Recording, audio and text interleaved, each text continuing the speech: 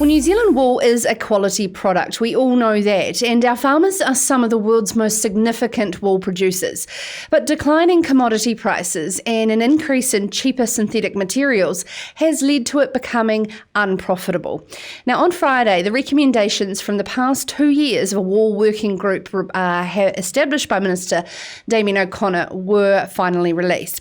And joining us now to discuss on Sarah's Country is longtime Chief Executive for New Zealand Merino, John Brackenridge. Good evening and welcome to Sarah's Country, John. It's a pleasure to have you on. Good evening, Sarah. It's a pleasure to be on. Such great feedback in terms of how your show's going, so it's a pleasure. Thank you so much. Now, John, firstly, I think before we indulge into this, the recommendations of the wool report, which I know members of the New Zealand Merino team have been a part of, could you give us a bit of an update on where W3, or Wool's Unleashed as it's known, the Primary Growth Partnership Fund, 22 million of co-investment into fixing the strong wool sector through New Zealand Merino? Okay, well, first, if I can just do a distinction there in terms of your opening and saying blanketing all wool in terms of unsustainable.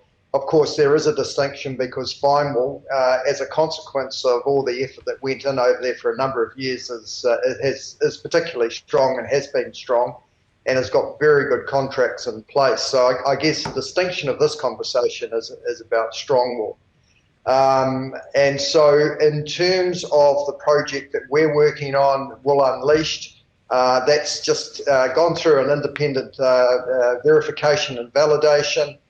We are really excited about the strong wool industry. Just like with fine wool, it's going to require a lot of investment. It's going to take more and more growers coming on board. But the whole notion that is written into that report about this as a precious fibre, as a natural fibre, and in terms of what's happening in the world, has got huge potential. So then your question is what are we doing? What's the work?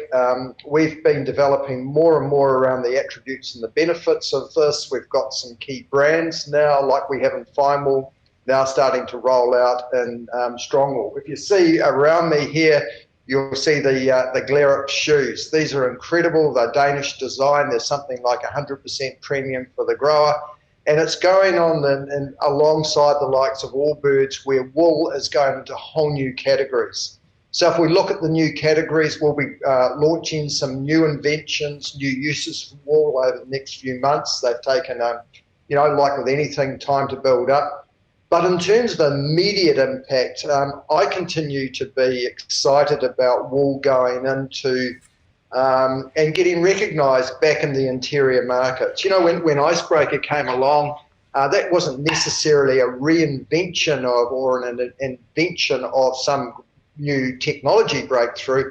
It's just getting the story across. And so what we've been working on is how we can get that story through into the interior textiles markets, or with the likes of carpet and upholstery and so forth.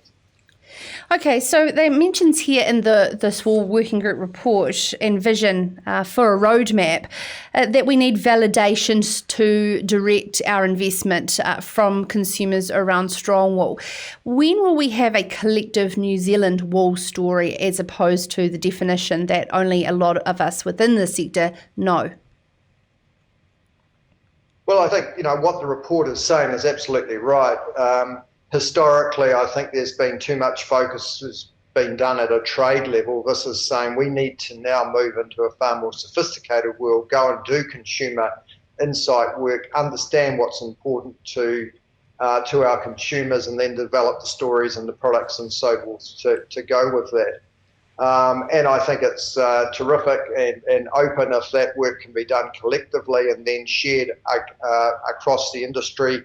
And then at that point, commercial entities, those that are prepared to step up, will step up. And, that's what we're doing. I guess we're probably now one of the biggest investors in strong wool, alongside the substantial investment that we do in fine wool. And we would encourage others to really take as much of the knowledge that comes from those insights and apply it to their sophistication of marketing as possible. We talk about investment from growers, and of course that's what the fine wool industry did some 25 plus years ago.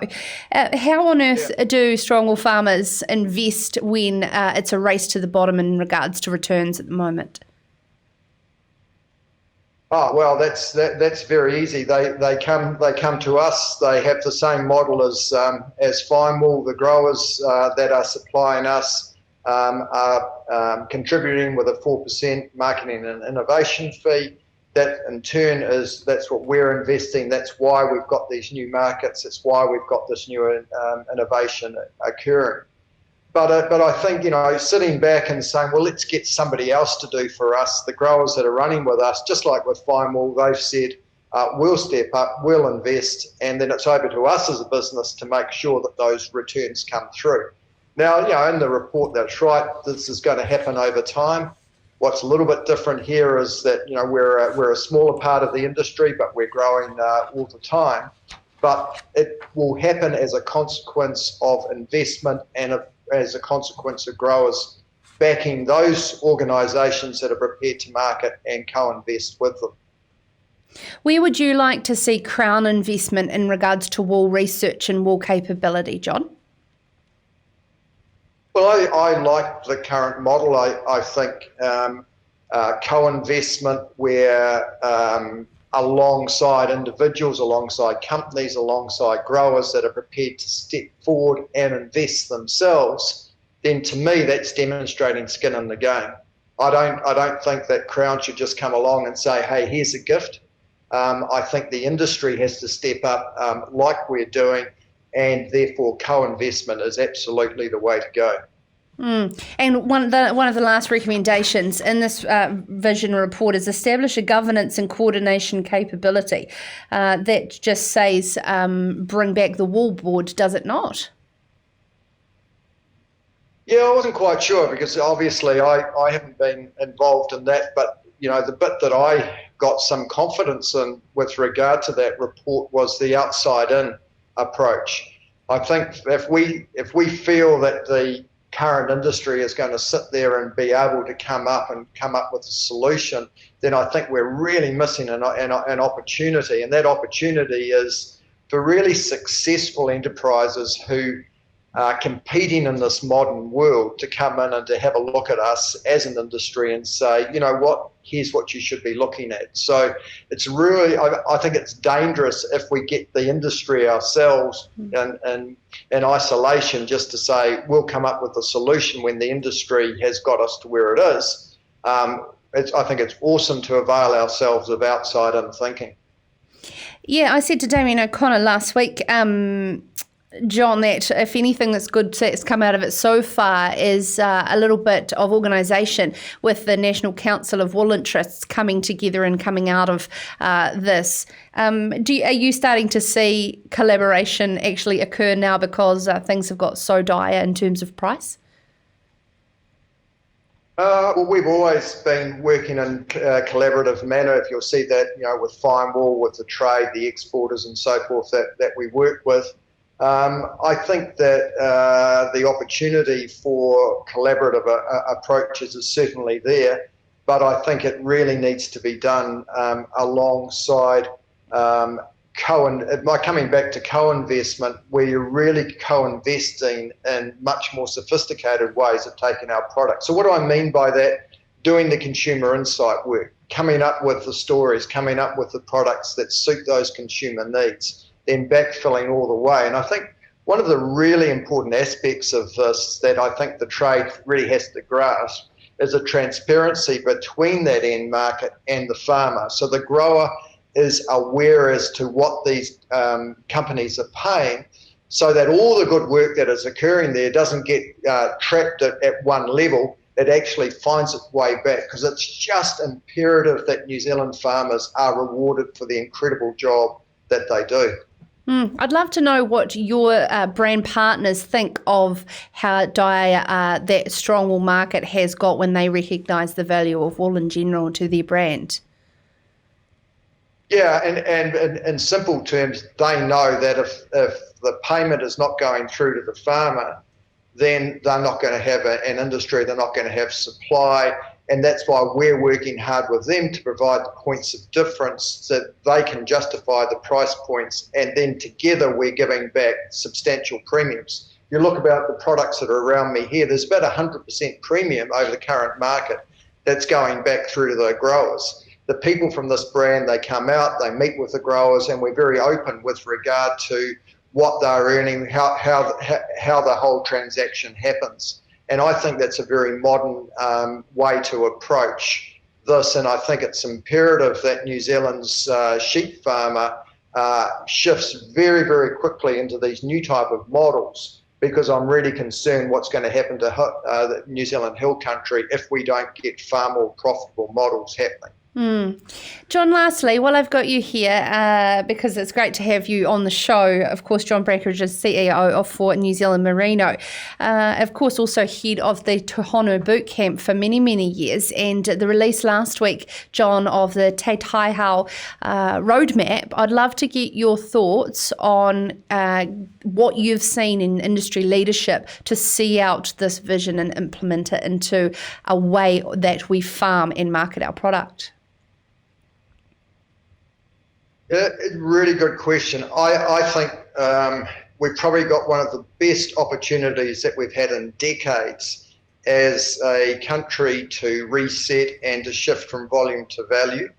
And if you have a look in terms of how there is a convergence of consumers now becoming much more aware of what they eat, much more aware of what they wear, then New Zealand has an incredible opportunity to better sell our story. But Sarah, if you come back and you have a look and say, how many branded products do we have in the food industry? You know, if you think of Denmark, or you think of Germany, or think of Switzerland, they've got these wonderful brands that help position their country.